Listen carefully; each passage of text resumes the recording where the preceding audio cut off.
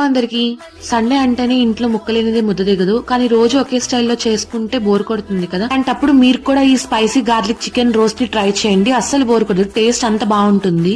ఇంకా లేట్ ఎందుకు, రెసిపీ ఏంటో చూద్దాం. ఫస్ట్ అయితే 1 kg చికెన్ తీసుకుని టేస్ట్ కి సరిపడేలాగా salt, chilli powder, garam masala, coriander powder, chicken masala, వీటితో పాటు 2 tablespoon curd, lemon juice, 4 green chillies and కొద్దిగా కరివేపాకు అండ్ లాస్ట్ లో క్యాష్యూస్ వేసి మ్యారినేట్ చేసుకోవాలి.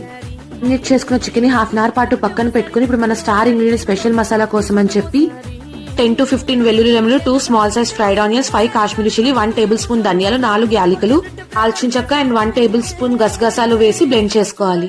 ఇప్పుడు ఒక పాన్ లోకి 1 cube బటర్, 3 tablespoon ఆయిల్ వేసి వేడెక్కినాక చాప్ గార్లిక్ వేసి మిక్స్ చేసుకొని ఇప్పుడు దీనిలోకి 2 small size ఆనియన్ స్లైసెస్ వేసి గోల్డెన్ కలర్ వచ్చే వరకు ఫ్రై చేసుకోవాలి.